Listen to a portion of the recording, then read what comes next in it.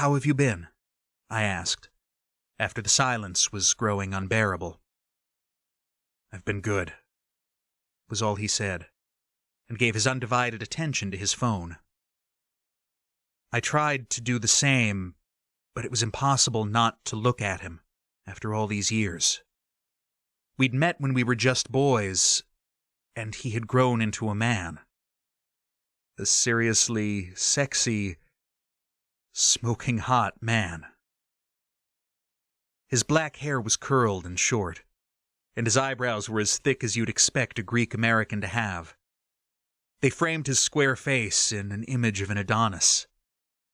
Even his arms were big and bulky, and stretching the fabric of his t-shirt so the fabric looked glued on his skin.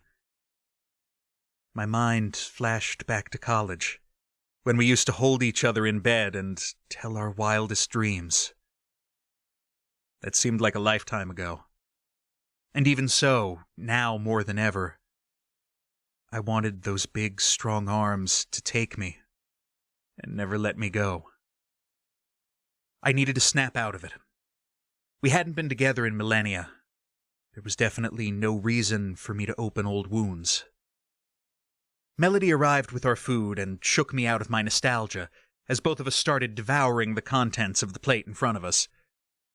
I tried to concentrate on my breakfast, but even my increased hunger couldn't distract me from the stiff air between us. Before I said anything stupid, I stuffed a croissant in my mouth.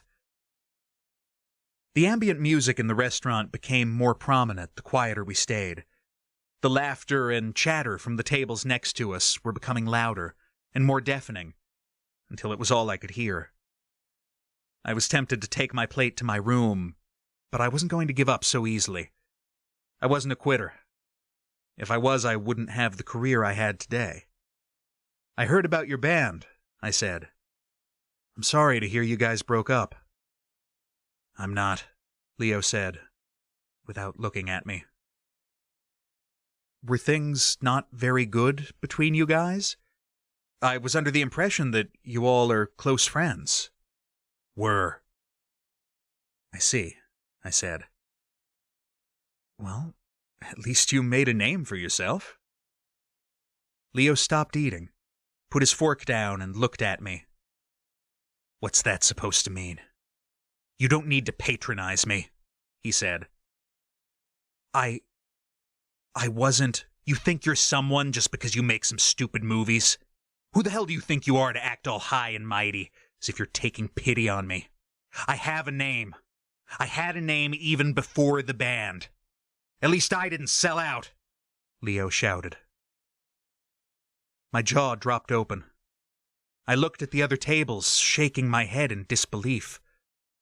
Did Leo just dare say I was a sellout to my face, just because I was a Hollywood actor? I'd have expected this from someone who had no creative cell in their body and no aspirations in life. But coming from another artist, someone who'd had the same dreams as I did when he was young?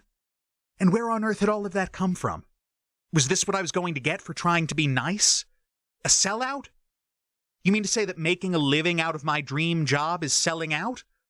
Well, if that's the case, I'd rather be a sellout than a drug addict.